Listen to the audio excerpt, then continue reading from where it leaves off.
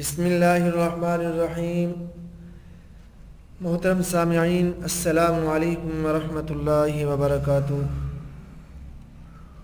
میرے دوستوں، بھائیوں اور بزرگوں، حضرت انس رضی اللہ تعالی عنہ سے مروی ہے کہ سرکار دو عالم صلی اللہ علیہ وسلم نے فرمایا، عورت جب بچہ جن دے تو اس کے دودھ کا جو قطرہ نکلتا ہے، اور جب بچہ دودھ چوستا ہے تو ہر گھونٹ اور ہر قطرے پر اسے نیکی ملتی ہے، اور جب اس کی وجہ سے رات میں جاگتی ہے تو اسے 70 صحیح سالم غلاموں کو خدا کی راہ میں آزاد کرنے کا ثواب ملتا ہے۔ محترم سامعین، خیال رہے کہ بچوں کی پرورش اور ان کی اچھی تربیت صدقہ جاریہ اور دین و دنیا میں اچھے نتائج کا باعث ہے۔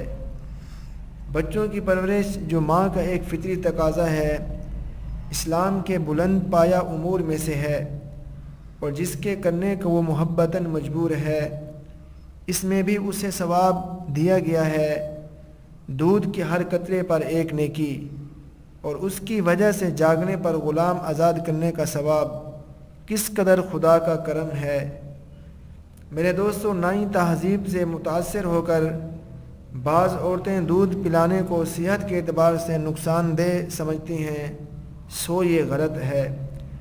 فطرت خداوندی نے اس خاصیت سے عورتوں کو نوازا ہے کہ ان کے سینے میں موجود دودھ سے بچنے کی حیات وابستہ کی ہے، تو وہ کیسے نقصان دے سکتا ہے۔ طبی اعتبار سے اس سے عورتوں کی صحت اور اچھی ہوتی ہے، اور ادھر بچے کی صحت بھی اچھی رہتی ہے۔ ماں کے دودھ میں جو صحت ہے وہ مصنوعی دودھ میں نہیں۔ نہ پلانا دونوں کے لیے نقصان دہ ہے۔